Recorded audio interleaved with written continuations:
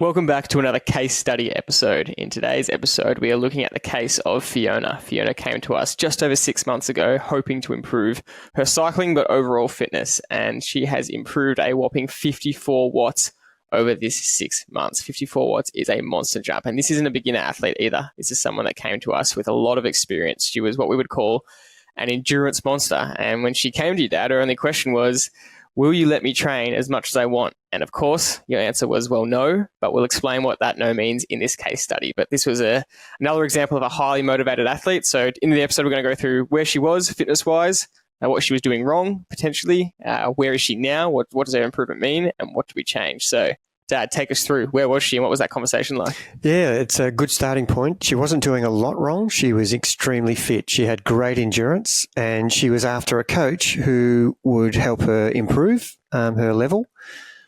The thing was, she wanted a coach who wasn't going to change anything about her training. And so we had a great conversation at the start and we almost had to agree to disagree that I would let her do some of her endurance training as long as she could match the high intensity sessions that I was about to give her.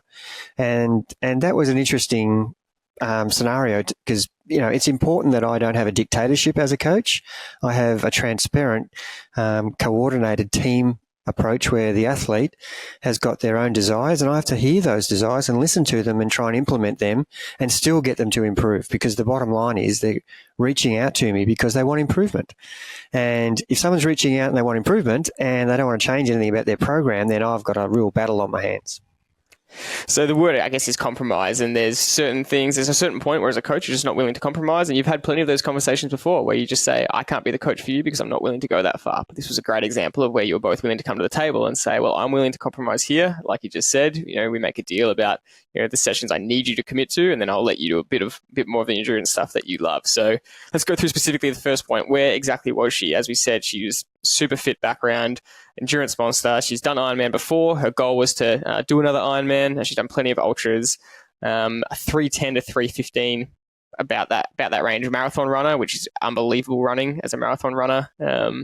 But she, as you said, she was just probably doing way too much volume in terms of endurance for the goal she had. And we're talking, on the weekend, potentially 6 to 8 plus hours of endurance riding. Plus potentially 2 to 3 hours of endurance running. So really good endurance fitness, but that kind of had kept her being the same athlete for, the last 10, 15, 20 years. And just like a lot of endurance monsters, they stay at the same level a long time, and she wanted to see if we could help her improve. Yeah, and make no mistake about it, she was a really fit and talented athlete. And when she came to us, that was really clear to me. She had all the numbers on the board. She'd been very successful in ultra distance running, winning races, and she had done, in her past life, as she said, she'd done a lot of Ironman and was very competitive. But she had maintained a fitness level that was really good, but she wanted improvement. And that's where she reached out to us, and for me to agree to do that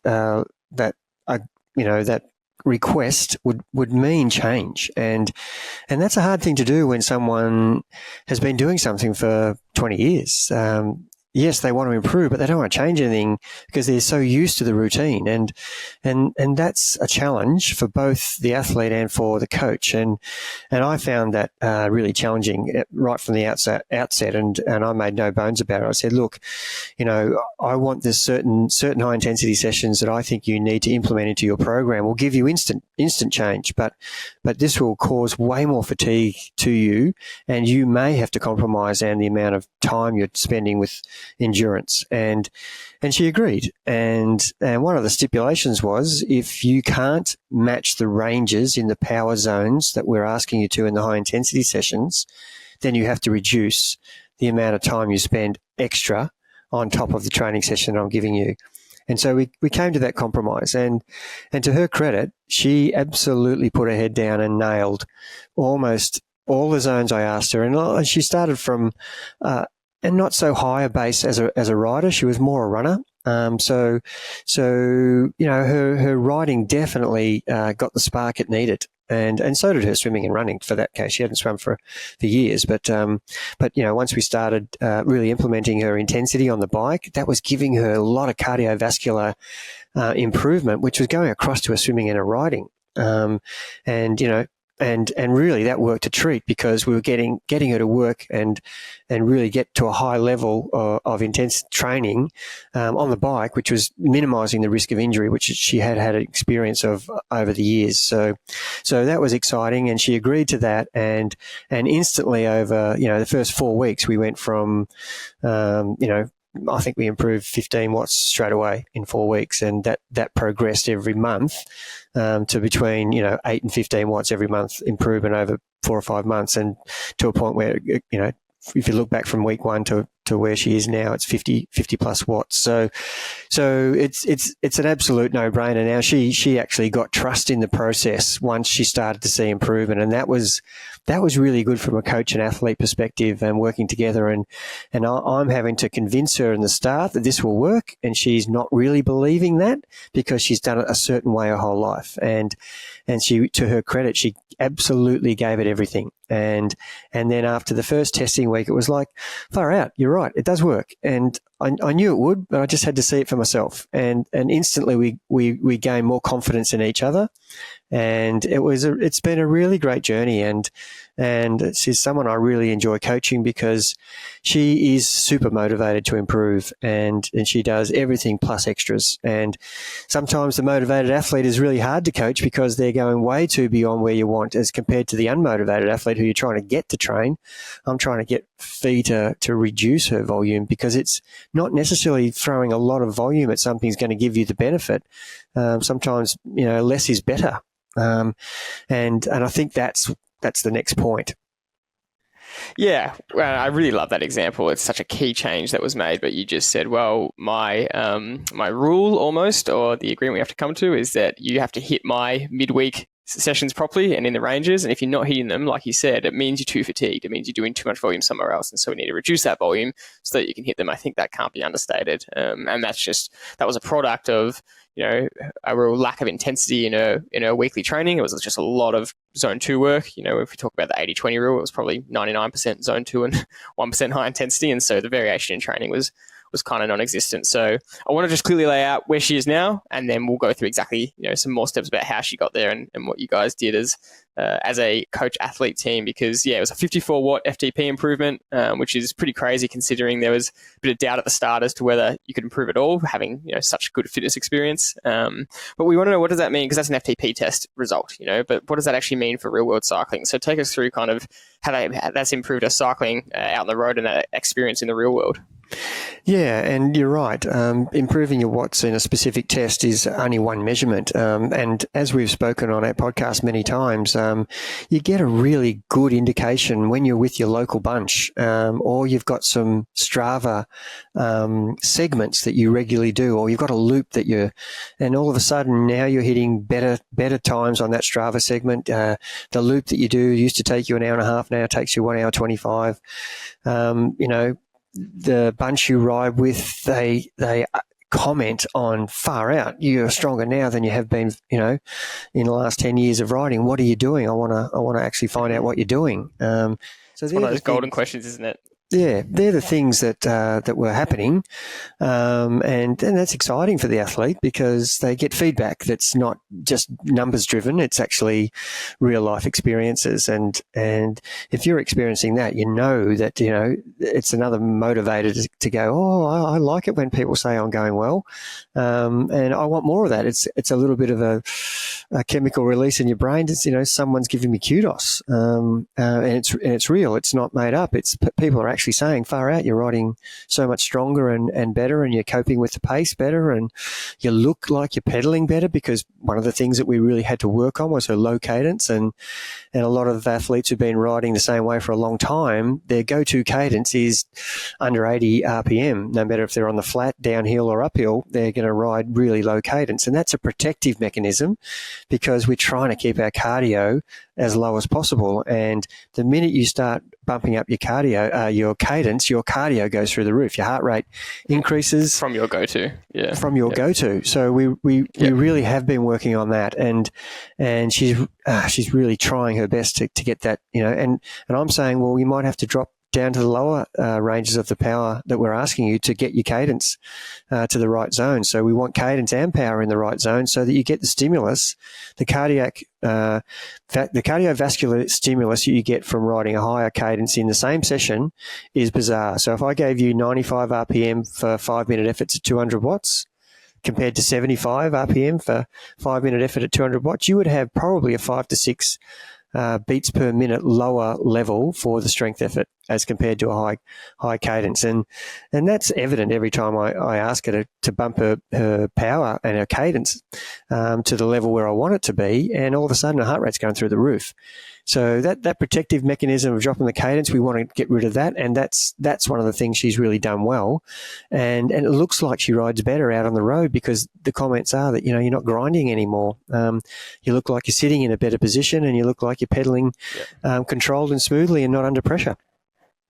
Yep. And we won't go into the cadence rabbit hole because it's a whole Pandora's box, and there is, plenty of evidence to suggest that your go-to cadence is probably the one you're most efficient at and most economical at. But as coaches, we definitely don't want, we want people to have the option of how they can ride and, and have the ability to ride at 80, 85, 90, 95 plus cadence and not be stuck below 70 because that's all they can do. But anyway, that's a whole other issue. I think before we go into the last parts of kind of some key changes we made, it just has to be mentioned that her swim, in all this training, her swim has come down from 220 pace to 202 pace, so almost 20 seconds per 100, which is monstrous. And that's just down to a lot of commitment to the swim training. And her run has come down by 1 to 2 minutes over a 10K and half marathon PB as well, but she has had some running issues. So, but I just don't think they can be shirked at. This is a massive cycling improvement that we're focusing on, but the swim and run has come down, which is awesome. So you mentioned that one of the key changes was the midweek sessions, and you really just hit it with some intensity, right?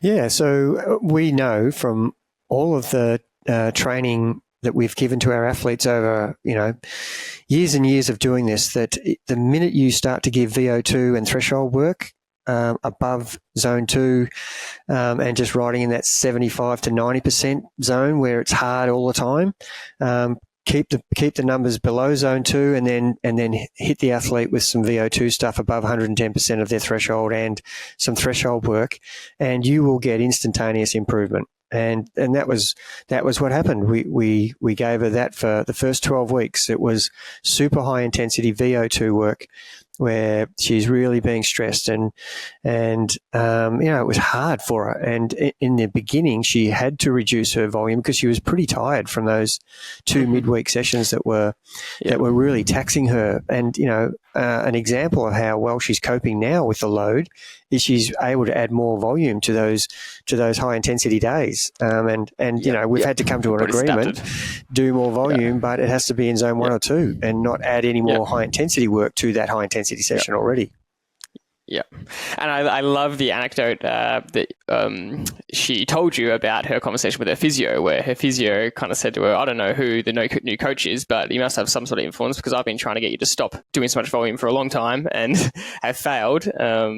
And now, with this new system, you've finally agreed to back off. But I think that is a testament to her willingness to trust the process, which is a really big thing for athletes. They really have to dig deep and mentally kind of let go a bit of that control, which can be scary. And it's also about teamwork. The athlete listening to the coach, but the coach listening to the athlete as well. And I think that's the final point we want to make. And can you summarize that for me about how important that is? Yeah, and that trust thing between the partnership that you have, and it is a partnership, not a dictatorship. And the athlete has to give communication back about how they're coping and how they're feeling, and what their desires are, what their outcomes are. And if the coach is not listening, then the athlete's going to be unhappy, and the coach is going to be wondering why they're not improving.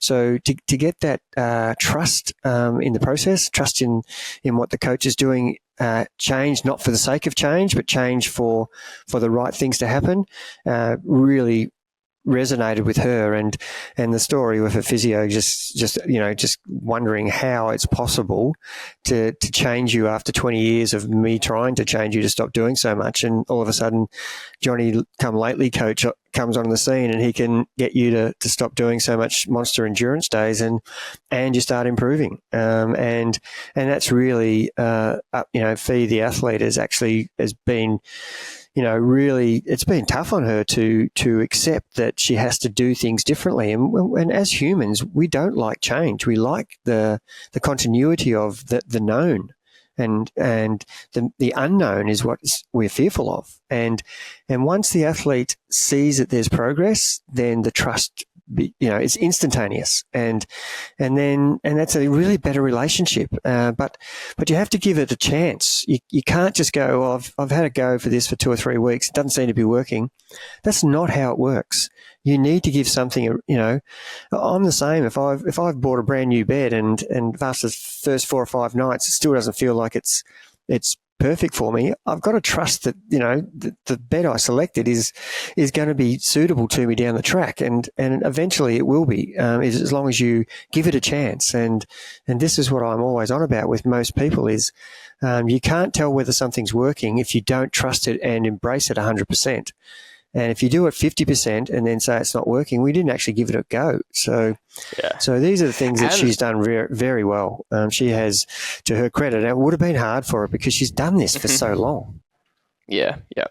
And also that's why testing is so important, and why we're so adamant about it, because we're not just saying blindly trust us and see what happens. We're saying trust us, and then we'll test it and we'll show you the improvement. And when you see a 15 watt improvement in the first FTP test, then you start to get some belief, and then when you keep seeing improvement, then the proof's in the pudding. So that's a great way to finish.